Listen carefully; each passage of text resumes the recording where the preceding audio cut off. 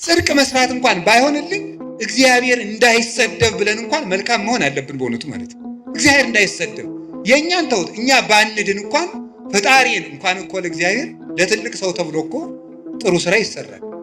እንዴት ከገሌ መሃል እንዲህን እናገራለሁ አታፍርም እንዴ ይባላል እኮ። እግዚአብሔርን ፊታችን አስቀምጠን እንዲሆነን እግዚአብሔርን እናሰድባለን ብለን ከክፋት አለመመለሳችን ምን አይነት ይቅርታ ይደረግልናል? እግዚአብሔርን መፍራት አቅቶን እግዚአብሔርን ያሰደብነው እኛ አይደለንም ወይ? ያስደፈርን እኛ አይደለንም ወይ? ቤተክርስቲያንን ያስደፈርን እኛ አይደለንም? ምን አድርገን በሉኝ?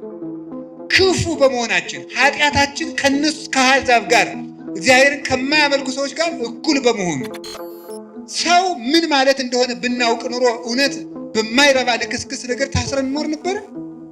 ሰው እስኪ ምንድን ነው ብላችሁ እስኪ ጠይቁ። እኔ እኮ ሰው ነኝ ብላችሁ አስባችሁ ኃጢአት ያስተዋል የምትክድለት ከሆነ አንተን በጫት ማደንዘዝ በሱስ ማደንዘዝ ለምን ይፈልጋል? ሰው ራሱን ከተቆረጠ በኋላ ቀይ ካባ እንደርብለት ቢጫ ካባ እንደርብለት ይባላል። አንገቱን ተቆርጦ የለም ራሱ እኮ የለም። ራሱ እኮ ክርስቶስ ነው። ክርስቶስን አጥቶ ሰው ሱስ ባይኖርበት ባይሰክር ንግግሩ ጥሩ ቢሆን ባይሰርቅ ክርስቶስን ከካደ በኋላ ምግባር ምን ይሰራለታል? ያለ መሰረት የሚቆም ቤት እንደሌለ ማለት ነው። መንፈስ ቅዱስ አሐዱ አምላክ በስመ አብ ወወልድ ወመንፈስ ቅዱስ አሐዱ አምላክ በስመ አብ ወወልድ ወመንፈስ ቅዱስ አሐዱ አምላክ። በባህሪው ሞት በመንግስቱ ሽረት የሌለበት ቅድመ ዓለም ሳይፈጠር የነበረ ዓለምን የፈጠረ ዓለምን አሳልፎ የሚኖር የአባቶቻችን አምላክ ቅዱስ እግዚአብሔር በሀብተ ስቦ በረድኤት አቅርቦ በቅዱስ ቦታው ስለሰበሰበን ስሙ የተመሰገነ ይሁን። እግዚአብሔርን የወለደችልን መድኃኒታችን የተገኘባት የድኅነታችን ምስራቅ ድንግል ማርያም ወላዲተ አምላክ ቅዱስ መስቀሉ፣ ቅዱሳን መላእክት፣ ነቢያት፣ ሐዋርያት፣ ሰማዕታት፣ ደናግል፣ መነኮሳት ሁሉም ቅዱሳን እግዚአብሔር ያከበረው ስማቸው የተመሰገነ ይሁን። በረከታቸው ይደርብን። የተከበሩ አባታችን መላከ ብርሃን መምህር አእምሮ የዚህ ታላቅ ደብር አስተዳዳሪ፣ የተከበራችሁ መምህራን፣ አባቶች፣ ካህናት፣ ዲያቆናት፣ ወንድሞች እግዚአብሔርን የምትወዱት ይልቁንም እግዚአብሔር የሚወዳችሁ የእግዚአብሔር ቤተሰቦች ምዕመናን አንድ አምላክ በሚሆን በአብ በወልድ በመንፈስ ቅዱስ ስም እንደምን ዋላችሁ? እንደምን ሰነበታችሁ? እንደምን አመሻችሁ? ኃጢአታችን ይቅር ብሎ እስከዚህ ሰዓት ያደረሰን አምላክ ስሙ የተመሰገነ ይሁን። በልቡናችን መልካም ቃል እንዲጻፍበት የቃሉን ደጅ ከፍቶ እንዲያስተምረን ቅዱስ ፈቃዱ ይሁንልን። እግዚአብሔር እንደወደደ የፈቀደውን ያህል ጊዜ እንማማራለን። የምንማማርበት ርዕስ ስለ እብድ ውሻ ነው የምንማማረው። እብድ ውሻ በሉ እስኪ እንደገና በሉ እንደገና በሉ። ስለ እብድ ውሻ እንማማራለን። መጽሐፍ ቅዱስ ላይ የተጻፈ ቃል ስለሆነ አሁን አንድ ሰው እኛ ነፍሳችን ልናድን ነው የመጣ ነው፣ ስለ እብድ ውሻ ልንሰማ አንችልም የሚል ጥያቄ እንደሚነሳባችሁ እኔም ይሄ አይዘነጋኝም። ግን ትርፍ የሌለው ቃል በመጽሐፍ ቅዱስ አልተጻፈም፣ መምህርም ትርፍ የሌለው ቃል አይናገርም እና እግዚአብሔር በዚህም ቃል እንድንማር ቅዱስ ፈቃዱ ይሁንልን። ሐሳቡን እብድ ውሻ ብሎ አታገኙትም። ሐሳቡን ግን የምታገኙት ትንቢተ ኢሳይያስ ምዕራፍ 56 ቁጥር 11 ላይ ታገኙታላችሁ። እሙንቱ ከመ አክልብት እለ ኢይጸግቡ፣ እነሱ እንደማይጠግብ ውሻ ናቸው። እንደ አማርኛው መጽሐፍ ቅዱስ ደግሞ እንደ ዲዳ ውሻ ናቸው፣ ዲዳ ውሻ ናቸው ብሎ ይናገራል። የማይጠግብ ውሻ፣ ዲዳ ውሻ ተብሎ ተነግሯል። እንደዚህ ተብሎ የተነገረላቸው እነማን ናቸው? እኛስ ከዚህ ለመዳን ምን ማድረግ አለብን የሚለውን ነው የምንማማረው። እንግዲህ ስለ ውሻ ተፈጥሮ በቅዱስ መጽሐፍ የተጻፈውን ጥቂት ነገር እነግራችኋለሁ። ውሻ በቤተ ክርስቲያን ለብዙ ትርጉም ነው የሚውለው። በሰይጣን ይተረጎማል። ከሃይማኖት ባፈነገጡ ወንድሞቻችን ወይም ከፍለው በሚያምኑ መናፍቃን በእነሱ ይተረጎማል። በሰይጣን ይተረጎማል። በቅዱሳንም ይተረጎማል። ውሻ ማለት ነው። በምዕመናንም ይተረጎማል። ውሻ እንደዚህ ያስባለውን ምን እንደሆነ እነግራችኋለሁ። በቅዱሳን ሲመሰል ውሻ በቅዱሳን ሲመሰል አንድ መልካም ጠባይ አለው። ልሳነ ከለባቲከ ላይ ለጸላይቱ፣ የውሾችህ አንደበት በጠላቶችህ ላይ ነው ይላል ቅዱስ ዳዊት። የውሾችህ አንደበት በጠላቶችህ ላይ ነው ይላል። ውሾችህ የሚለው እግዚአብሔርን ነው። እግዚአብሔር ውሻ አለው እንዲህ ብሎ ሰው ያስባል። በእርግጥ የፈጠራቸው ውሾች ሁሉ የእግዚአብሔር ናቸው። እግዚአብሔር ከፍጥረት ወገን አክብሮ ያልፈጠረው የለም። ሁሉም ለተፈጠረበት ዓላማ መልካም ነው። አንዱ ግን ያንዱን ጠባይ ሲወስደው ግን መልካም አይደለም። ውሻ በራሱ ተፈጥሮና በራሱ ዓለም መልካም ፍጡር ነው። ሰው ግን የውሻን ጠባይ ሲወስደው ደግሞ ልክ አይደለም። ለምሳሌነት የሚሆነውን መልካሙን ግን እንወስደዋለን። የውሻ መልካም ጠባዩ ጌታውን ያውቃል፣ የጌታውን ቤተሰቦች ያውቃል፣ ንቁ ሆኖ ቤት ይጠብቃል፣ በመዓዛ የመለየት ጸጋ አለው። ውሻ ጠላትም አያስገባም። አዲስ አበባ ያሉት ውሾች ግን ለዚህ ምሳሌ አይመቹም። ጅላጅል ናቸው። ምንም ወዳጅም ጠላትም አይለዩም። የአዲስ አበባ ውሻ ዝም ብሎ ለጅልነት የተሰበሰበ ነው። እና እነዚህ ውሾች እነማን ናቸው ሲባል ቅዱሳን አባቶቻችን ነው። ውሾች የተባሉ በቅዱስ ዳዊት አነጋገር ሙሴና አሮን ናቸው። ውሻ የጌታውን ቤት ታምኖ እንደሚጠብቅ እነሱም የጌታቸው የእግዚአብሔርን ቤት ሳይመቻቸው የጠበቁ ናቸው። ውሻ ሰው ባረፈበት ሰዓት፣ በማይመች ሰዓት በሌሊት ጦር ይወረወርበታል፣ ድንጋይ ይወረወርበታል፣ ሌላም ነገር ይደረግበታል። በዚያ ሰዓት ግን ለሰዎች ቤዛ ሆኖ መከራ እየተቀበለ ሲጮህ ቤት ሲጠብቅ ለሰዎች እረፍት ሰጥቶ ያድራል። ልክ እንደዚህ ሙሴ አሮን በማይመች አገር፣ በማይመች ቦታ፣ በማይመች ንጉሥ መሃል የማያምን ንጉሥ ብቻ አይደለም፣ የሚያምኑት ሲወለዱ ወንዝ የሚወረውር ጨካኝ ንጉሥ ባለበት ጊዜ የእግዚአብሔርን ብርሃን በስጋቸውም በነፍሳቸውም ይዘው ለጨለመበት ሕዝብ ያበሩ የነበሩ ለጌታቸው የታመኑ ናቸው። በማያምንና የንጉሥ ከባድነቱ አለማመኑ ብቻ አይደለም፣ እንዳያምኑ እንቅፋት ሲሆን ደግሞ ሌላ ችግር ነው። እንዳያምኑ እንቅፋት ከመሆን በላይ ደግሞ የሚያምኑትን የሚገድል ከሆነ ደግሞ ሌላ ችግር ይሆናል ማለት ነው። በዚህ መካከል ሃይማኖትን መጠበቅ ታማኝ ውሻ ያሰኛል። ውሻ መጀመሪያ ሲጮህ ለራሱ እየፈራ ነው የሚጮኸው። ታውቃላችሁ ይሄንን? ውሻ እኮ ቤት ለመጠበቅ ብሎ ጮህ አያውቅም። ውሻ የሚጮኸው ፈርቶ ነው የሚጮኸው። ለራሱ መጮህ ይጀምርና ለራሱ የጮኸው ለቤት ይሆናል። ቅዱሳን መጀመሪያ ተጋድሎ ሲጀምሩ ለራሳቸው ነው የሚጋደሉት። ወዮልኝ ለኔ ነፍሴ በእግዚአብሔር ፊት ስትቆሚ ምን ትመልሻለሽ? ቅድመ መኮንነ ጽድቅ እያፍሮ ለባይል በይንተ ብኢሉ፣ ባለጸጋውን ስለ ባለጸጋነቱ የማያፍር ድሃውን ድሃ ነህ ብሎ አይፈርድለትም፣ መልካም ከሰራ ብቻ ይፈርድለታልና። በዚያ ዳኛ ፊት በቆምሽ ጊዜ ምን ትመልሽለታለሽ እያሉ መጀመሪያ ለራሳቸው ይጋደላሉ። ለራሳቸው የሚጋደሉት ተጋድሎ እግዚአብሔር በእነሱ ላይ ካሳፈረው ብርሃን የተነሳ ለዓለም ሁሉ የሚተርፍ ይሆናል። እንዲህ ብሎ መድኃኒታችን እንደተናገረ ከማውቄ ይብራ ብርሃንክሙ በቅድመ ሰብእ፣ እንዲሁ ብርሃናችሁ በሰው ፊት ይብራ። ወያቱ ማይቶተ ከመ አንብርዋ ታይተከፈር፣ ብርሃንን ወይም መቅረዝን ከታች እንቅብ ሊደፉባት አያበሯትም።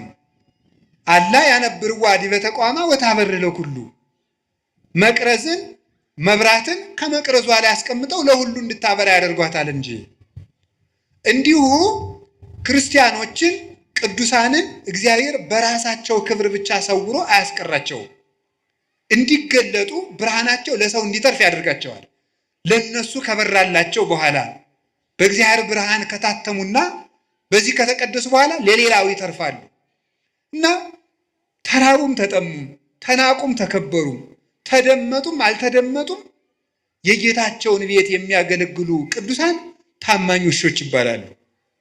በማይሰማ ሕዝብ መሃል አሁን እኮ ተመልከቱ፣ ንጉሱ ከሃዲ ሕዝቡም ከሃዲ ሲሆን ችግር ነው። አሮንና ሙሴ ታማኝ ውሾች ያሰኛቸው ከዚህ የተነሳ ነው። ንጉሱ ከሃዲ፣ እስራኤልም ከሃዲ ናቸው። ወደ ፈርዖን እንዳይሄዱ ሕዝብ ይዘው ወጥተዋል። ደግሞ የእግዚአብሔር ሆኖ የፈርዖን አይኮንም። ሕዝቡ ደግሞ የባስ ዱባ ብንበላ የሚሻለንን ከነበርንበት ሀገር አወጣችሁ በረሃብ አስበልታችሁ ልንቀሩ ነው ብሎ አንገተ ደንዳና የሆነ ጨካኝ ሕዝብ ነው። እንዲያውም አባታችን ርዕሰ ነቢያት ሙሴ አንድ ቀን እንዲህ ብሏል፣ ይሄንን ሕዝብ በውኑን የፈጠርኩትን ተው፣ እግዚአብሔር ሆይ ተው፣ ሕዝቡን አትቅሰፍ።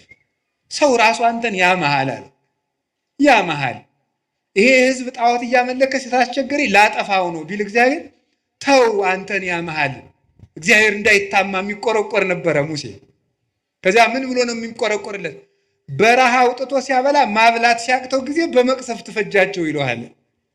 ስለዚህ መመገብ የማይችል ፈጣሪ ብለው ያሟል፣ ተው አትፍጃቸው ብሎ ለአምልኮቱ ተቆርቆሮ ድንጋይ ይዘው ሊወግሩት ለሚመኙ ሕዝብ ለነሱ ለእግዚአብሔር አምልኮት ይቀና ነበረ።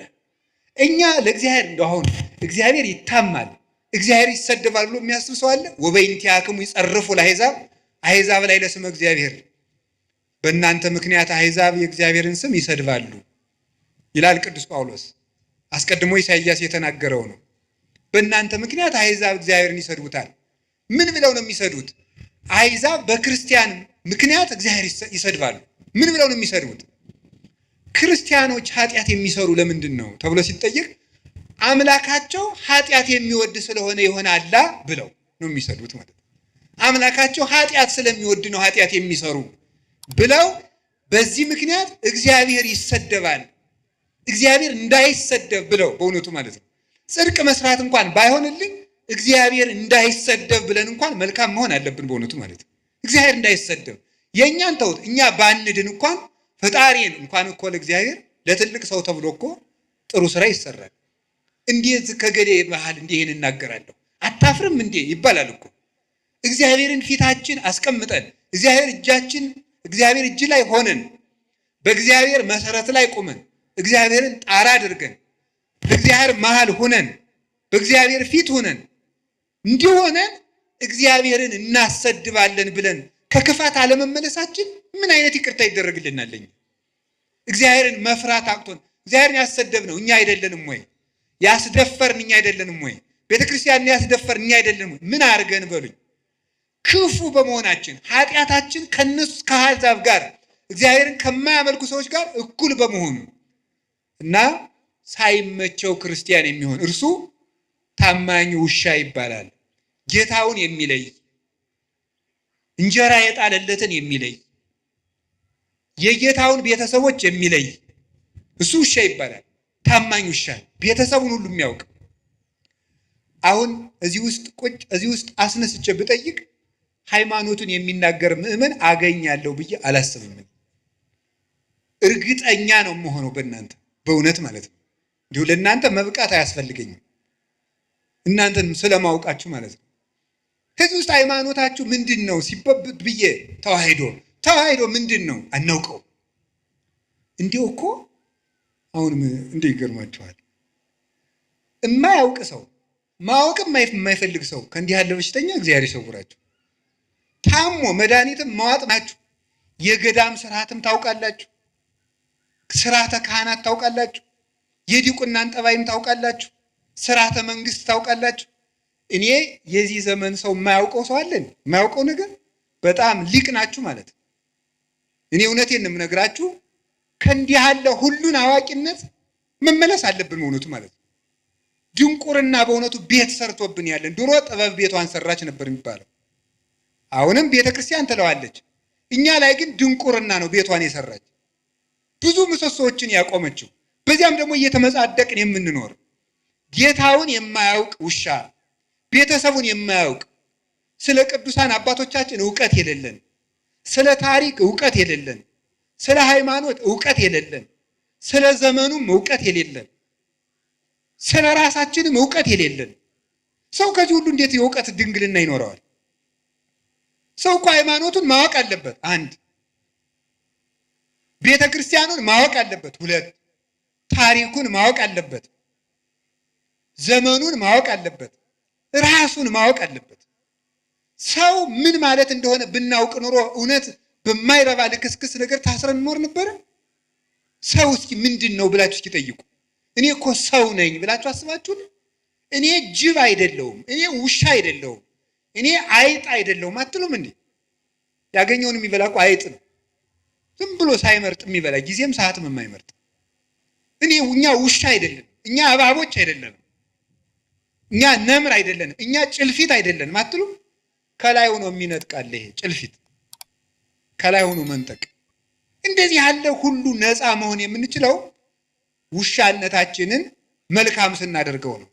ታማኝ ውሻ እንድንሆን አምላከ ቅዱሳን ይርዳን። ውሻ ቤተሰቡን የሚያውቀው በመዓዛው ነው። ጌታ በቅዱስ ጳውሎስ አድሮ እንደተናገረ እንዲህ ይላል፣ ንሕነሰ መዓዛሁ ለክርስቶስ ንሕነ አለ ቅዱስ ጳውሎስ። እኛ የክርስቶስ መዓዛ ነን። እስኪ በሉ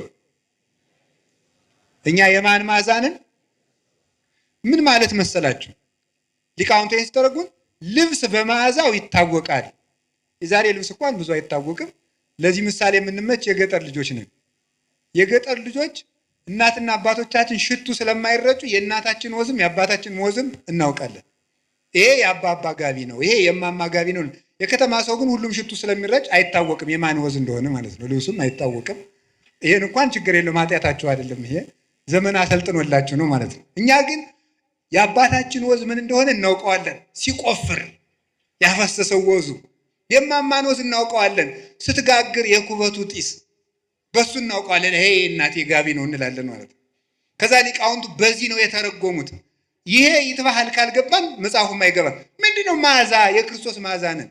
ልብስ በመዓዛው እንዲታወቅ እኛም የክርስቶስ መታወቂያ ነን ማለት ነው ይላሉ። እኛ የክርስቶስ መታወቂያ ነን። ሰዎች ክርስቶስን የሚያውቁት እኛን አይተው ነው ማለት ነው። እኛን አይተው ክርስቶስን ያውቁታል። በሞቴ የማን መታወቂያ ናችሁ እናንተ? ኧረ በሞቴ ተው፣ አርፋችሁ ቁጭ በሉ። ደፋሮች ናችሁ እናንተ። የክርስቶስ ትላላችሁ። አሁን እናንተ የክርስቶስ መታወቂያ ናችሁ። በዘፈናችሁ ነው የክርስቶስ መታወቂያ የምትሆኑት። በግርግራችሁ በተሳዳቢነታችሁ ነው የክርስቶስ የምትሆኑ። በእንቅልፋምነታችሁ በሆዳምነታችሁ ነው። ዛሬ ሰውዬ ሊሳደብ ነው የመጣ። እኔ ብትሉ ምን ጨነቀኝ፣ ነፍሳችሁ ትዳን እንጂ። ስለዚህ የማን መታወቂያ ነኝ? ሰው እኔን አይቶ ማንን የሚያየው? እኔን አይቶ ጋኔንን ነው የሚያይ ክርስቶስን። በውሸታችን የማን መታወቂያ ነው? ያጋንንት። ውሸት የጋኔን ነው። በነገረ ሰሪነታችን የማን መታወቂያ ነው? ያጋንንት። መለያየትን የሚሰራ ጋኔን ነው። በነፍሰ ገዳይነታችን የማን መታወቂያ ነው? የጋኔን። እስመም ትካት ቀታሌ ነፍሰ ሰብ ውእቱ። ሐሰትን አመንጭቱ። ዛሬ እኮ ሰት ምንድን ነው? የከተማ ሰው ኃጢአትን ሲያቻችል ምንድን ነው የሚለው? ኖርማል ነው የሚለው አይደለም። ኃጢአትን በደንብ ሊሰራ ሲፈልግ ኖርማል ነው የሚለው ማለት ነው። አረ ኖርማል አይደለም። እንዴት ኃጢአት ኖርማል ይሆናል? ውሸታውን ኖርማል ነው አይደለም? ለእናንተ ውሸት ኖርማል ነው። አሁን ሰው መዋሸት እዚህ ጫፍ ላይ ደርሻለሁ ይላል። ገና ስንት ኪሎ ሜትር ተቀምጦ ማለት እንዴት ውሸትን ትለምዳል? እግዚአብሔር እውነት ነው በሉ እስኪ በሉ።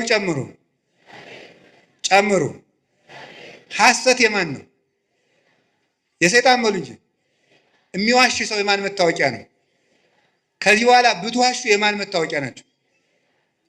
ሰይጣንን መምሰል የምትፈልጉ የሰይጣን መታወቂያ ይታተምላችኋል። ዋሹ። ክርስቶስን መምሰል ሴት ሱሪ ስትለብስ ማን ነው የምታሳየን? ነው ክርስቶስን ነው የምታሳየን? ድንግል ማርያም ነው የምታሳየን? ነው ማን ነው የምታሳየን? እውነት ይሄ ነገር ክርስቶስን ያሳያል ወይ ብላችሁ አስቡና ያሳያል ካላችሁ ልበሱት። ህሊናችሁ ተፈጥሮ አያስተምራችሁም? ምን አለ ቅዱስ ጳውሎስ? ተፈጥሮ አያስተምራችሁም? ምን በተፈጥሮ አትማሩም ወይ? ማን ምን መልበስ እንዳለባችሁ እንዴ ሱሪ አትልበስ የሚል ምን መጽሐፍ ቅዱስ አለ? ኦሪት ዘዳግም ያለውም እኮ ወንድ የሴትን ሴት የወንድን አይልበስ ነው የሚል እንጂ ሱሪ የወንድ ነው የሚል ግን የለም ይላል። ተመልከቱ። ለክፋትማ ለከይሰ ጠቢባን ሙንቱ ለተንኮል ይራቀቃሉ አለ ኢሳይያስ። ለተንኮል ሊቅ ናቸው አለ በእውነቱ ማለት ነው። ግን ተፈጥሮ አያስተምራችሁም ወይ? ስለዚህ ስትናገሩ ስትሳደቡ ቆይ ኋላ እመጣበታለሁ። የማን ማዛ ናችሁ? ንግግራችሁ ማንን ነው የሚገልጠው? የባለ ትዳሮች ትዳር እውነት ክርስቶስን ነው የሚያሳየው ወይ? የካህናት ክህነት፣ የዲያቆናት ዲቁና ማንን ነው የሚያሳየው? ክርስቶስን ለማሳየት ነው ወይ የምናስቀድሰው? ክርስቶስን ለማሳየት ነው ወይ የምንቀድሰው? የምትማረው የምትኖሩት ማን ልታሳዩ ነው? ዘራችሁን ልታሳዩ ነው? ከጀርባችሁ ያለውን ሰው ልታሳዩን ነው? ክርስቶስን ልናሳይ የተፈጠርን ሰዎች ነን። ሰዎች እኛን አይተው እግዚአብሔርን ማየት አለባቸው። በእኛ አውሬነት መታየት የለበትም። በእኛ ሰይጣንነት መታየት የለበትም። እንዲህ ያለውን ነገር እንድናሳይ አምላከ ቅዱሳን ይርዳን። መጣላት ማንን ነው የሚያሳየው? የማን መታወቂያ ነው? በሉ ተነሱ። ምን አላችሁኝ? ጌታችን መድኃኒታችን ኢየሱስ ክርስቶስ ለቅዱሳን ሐዋርያት እንዲህ አላቸው፣ በዚህ የእኔ ደቀ መዛሙርት እንደሆናችሁ ሰዎች ያውቋችኋል አላቸው። በምንድን ነው? ጌታ እንግዲህ ሐዋርያት እንዲህ ብሏቸዋል፣ ሙት ታነሳላችሁ፣ ድዊ ትፈውሳላችሁ፣ አጋንንት ታወጣላችሁ፣ ለምጽ ታነጻላችሁ፣ ዓለምን ታጠምቃላችሁ፣ በ12 ወንበር ተቀምጣችሁ ትፈርዳላችሁ።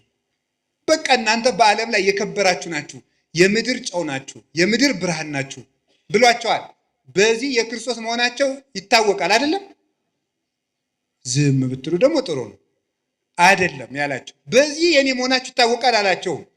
እምከመ ተፋቀርክሙ በባይናቲክሙ ወበዝንቱ ያአምሩክሙ ሰብ ከመ አርዳኢ አንትሙ። እርስ በርሳችሁ ስትፋቀሩ ሰዎች የኔ እንደሆናችሁ በዚህ ያውቋችኋል። የክርስቶስ የመሆን መታወቂያው አለ። ይሄንን ይዞ ቅዱስ ዮሐንስ አፈወርቅ ሙት ማንሳት አይደለም መዋደድ ነው እንጂ ይላል። ሙት ማንሳት የክርስቶስ የመሆን ምልክት አይደለም። አጋንንትም ቢሆን በምታት ሙት ያስነሳሉ። አጋንንትም ቢሆን ይፈውሳሉ እኮ። እንዴት አጋንንት ይፈውሳሉ? አጋንንት ሲፈውሱ ምን ማለት መሰላችሁ? ከአንድ ሰውዬ ላይ ጋኔን ካደረበት ከፈዋሹ ላይ ጋኔን አለ በሉ። ከተፈዋሹ ላይ ደግሞ ጋኔን ካለበት ይሄኛው ጋኔን ሰውን ጨርሶ ያ ጋኔን ለማድረግ እዛ ላይ ያለው ጋኔን ይወጣል። ይቆይና ከዛ በሌላ ቀን መለስ ይል አሁን ልውጣና ሌላ ሰው ጨምሬ ላሳስት ብሎ ወጥቶ ለቀቅ አድርጎት ይቆያል። አይዋስ ለቀቀው ተብሎ እዚያ በኋላ ይነገርለታል ማለት ነው። ጋኔን ምን ጨነቀው? የባሰ ኃጢአት ለማሰራት ከጥቂት ኃጢአት ይጠብቃል ሰይጣን። ነፍስ ማስገደል ከፈለገ ሌላ ነገር ያደርጋል። ሌላውን ኃጢአት ያስተዋል። የምትክድለት ከሆነ አንተን በጫት ማደንዘዝ በሱስ ማደንዘዝ ለምን ይፈልጋል?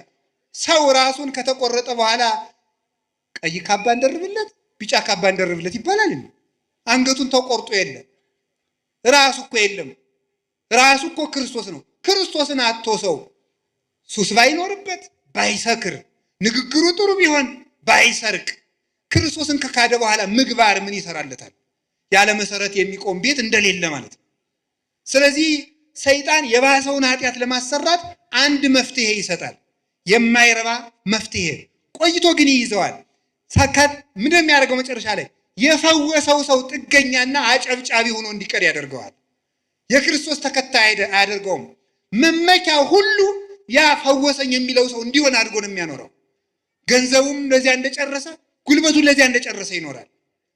ስለዚህ የእግዚአብሔር ቤተሰቦች የማን መታወቂያ? እኛ የምንታወቀው ድውይ በመፈወሳችን የክርስቶስ መሆናችን አይታወቅም። ጋኔን ያደረባቸው ድውይ ይፈውሳሉ። ጋኔን ያደረባቸው ጋኔን ያወጣሉ። ታዲያ ምንድነው መታወቂያችን? ፍቅር። ስለዚህ ሊቃውንት ምን አሉ? ፍቅር ሙት ከማንሳት ይበልጣል። እስኪ ወደ ሁላችሁም በሉ እንጂ ፍቅር ሙት ከማንሳት ይበልጣል። ፍቅር ያለው ሰው የጸና ሃይማኖት ካለው ሰውም ይበልጣል። እንዲህ ብሎ እንደተናገረ ቅዱስ ጳውሎስ ወመቤ ሃይማኖት እስከ አፈልስ አድባረ ወተፋቅሮ አልቤ ከንቶ ኮንኩ ዋልቦ ዘረባይኩ። ተራራ የሚያፈልስ እምነት ቢኖረኝ ፍቅር ከሌለኝ ከንቱ ነኝ። አየህ፣ ከጸና ሃይማኖት ይልቅ ፍቅር ይበልጣል። ሃይማኖት ኑሮ ፍቅር ከሌለ በሃይማኖቱ አትድንበትም። ፍቅር ከሰማዕትነትም ይበልጣል። ወመኒ ወሀብኩ ኩሎ ሥጋዬ ለእውየተ እሳት። ተመልከቱ፣ ሥጋዬን እንኳን ለእሳት መቃጠል አሳልፌ ብሰጥ ፍቅር ከሌለኝ ምንም የምጠቀመው ነገር የለኝም። ወመኒ ወሀብኩ ኩሎ ንዋዬ ለምጽዋት፣ ገንዘቤን ሁሉ ለምጽዋት ብሰጥ ፍቅር ከሌለኝ ከንቱ ነኝ። ኮንኩ ከመ ከበሮ ዘይዘበጥ ወከመ ብርት ዘይነቁ፣ እንደሚንሿሿ ጸናጽል እንደሚመታ ከበሮ። የዚህ ትርጉም ገብቷቸው ያውቃል? እኔ ከበሮ ያሳዝነኛል። አያሳዝናችሁም? ሌሊቱን ሙሉ ሲለፋ አድሮ በማይሌት እኛ ወደ ዝክር ስንሄድ እሱ እዚያው ተጋድሞ ይቀራል። ይሄው ነው የከበሮ ልፋት የሚባለው ማለት። ጸናጽል ሌሊቱን ሙሉ ቀጭ ቀጭ ስትል አድራ እነ የኔታ መርጌታ በዋንጫ ስለ ቅዱስ ሚካኤል እያሉ ሲጠጡ ከበሮ ጸናጽል እዚያው ሸዋ ብላ ትቀራለች። ምን ማለት ነው? ስለዚህ ፍቅር የሌለው ሰው አንገቱን እንደ ቀለበት እስከሚቀጥን ድረስ ቢሰግድ እንኳን ከለፋበት ስግደት የሚያተርፈው ነገር የለውም ማለት ነው። ምንም መስዋዕት ቢያቀርብ ቤተ ክርስቲያን በዕንቁ በወርቅ ቢሰራ፣ ለምን ወርቅ አይኑን ግድግዳ አድርጎ ቤተ ክርስቲያን ለምን አይሰራም? ለምን ገዳም አይሰራም?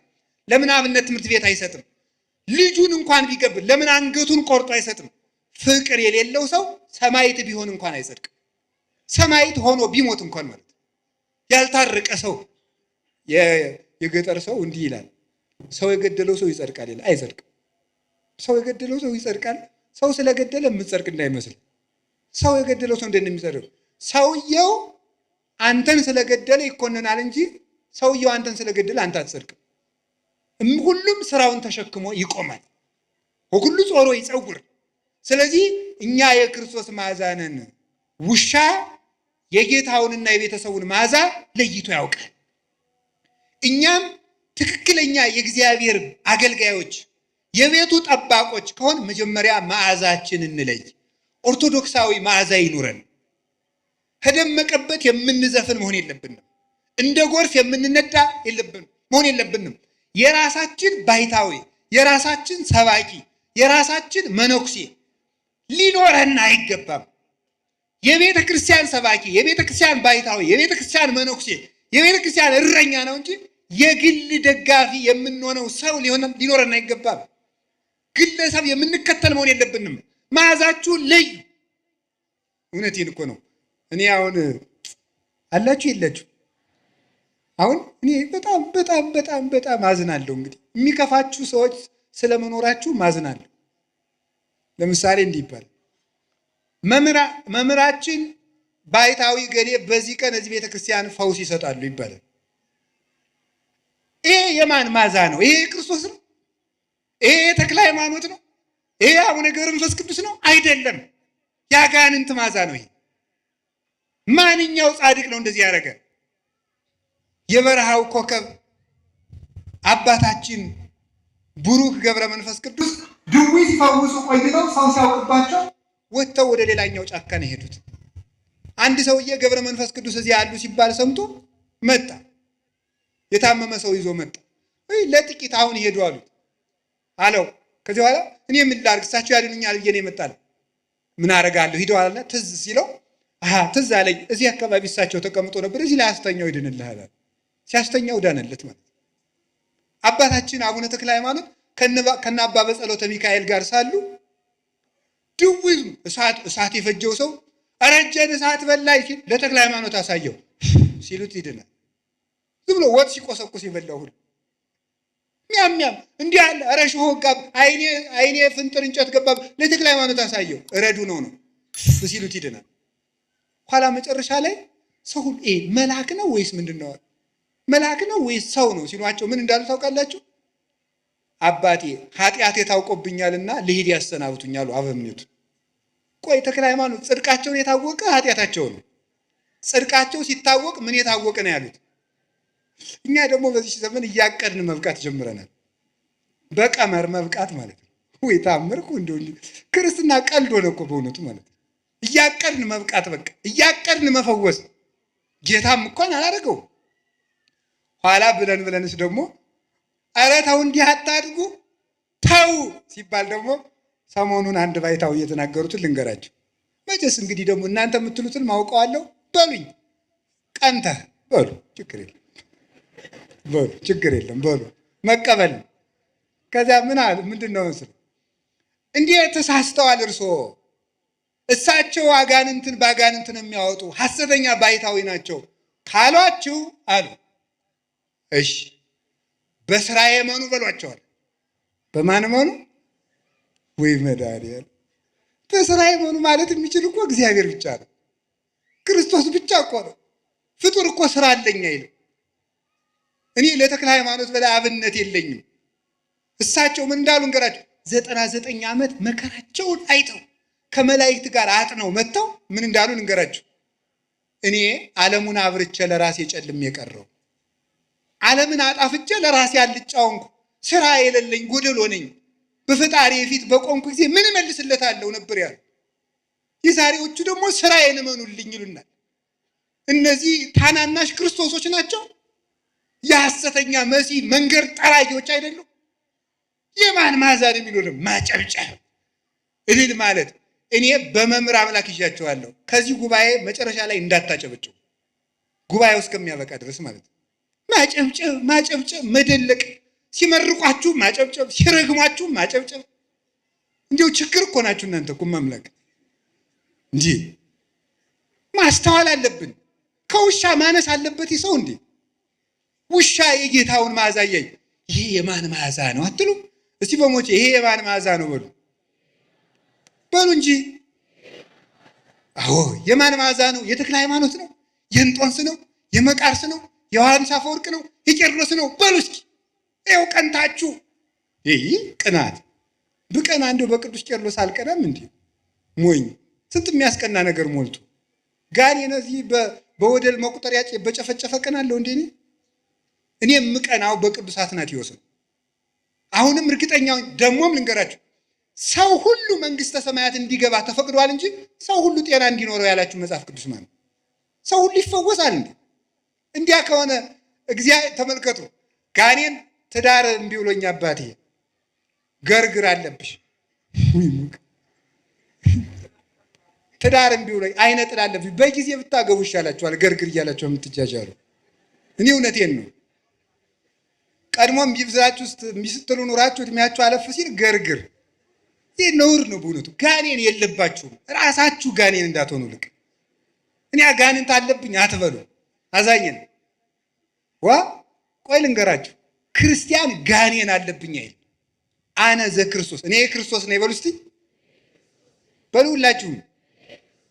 ክርስቶስ ባለበት ሰይጣን አለ? ጋኔን አለብኝ ብላችሁ እንዴት ራሳችሁን እጅ ትሰጣላችሁ? ለሰይጣን ራሳችሁን ትሸጣላችሁ እንዴ? ስለዚህ እግዚአብሔር ቤተሰቦች ልብ ሊኖረን ይገባል። ያስተማረን እግዚአብሔር የተመሰገነ ይሁን። ሌላ ቀን እንጨርሰዋለን። ወስብሐት ለእግዚአብሔር።